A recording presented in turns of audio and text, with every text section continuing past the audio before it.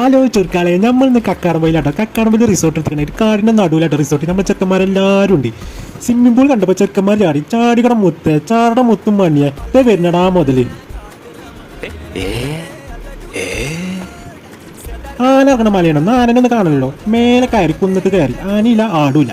ഇന്ന് പിന്നെ കുറച്ച് ഫോട്ടോസും റീൽസൊക്കെ എടുക്കാനാണ് എടുത്ത് കഴിഞ്ഞപ്പോൾ പൈച്ച പിന്നെ അവിടെ നോട്ടില്ലടോ. വളമ്പട കുട്ടി ചോറ് നെയ്ച്ചോറ് കടായി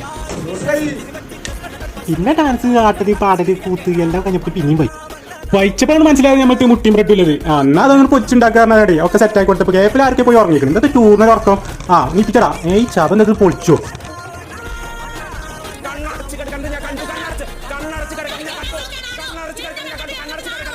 ഏതായാലും ഈ കുരിപ്പോൾ ഓർഗാനായിക്കില്ല. ഇന്ന് കുറച്ച് ബിസിനസ്സും കാര്യം സംസാരിച്ചാൽ കുറച്ച് സംസാരിച്ചാൽ ഒന്ന് പോയാണ്ട് കണ്ണിമ്പി നോക്കുമ്പോൾ അതാ തൊടുവിൽ കുറച്ച് ആൾക്കാർ ഒരു സ്ഥലം വാങ്ങാൻ വന്നിക്കുക.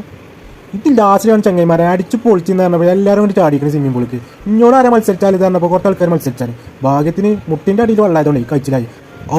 ഇന്നാ പറ്റി ഒരു പിരിച്ചുവിടാറുണ്ട്. സ്റ്റെപ്പ് അങ്ങോട്ട് ഇട്ടു ഒന്നും നോക്കിയില്ല. ഓ വൈ എന്നാ ശരി.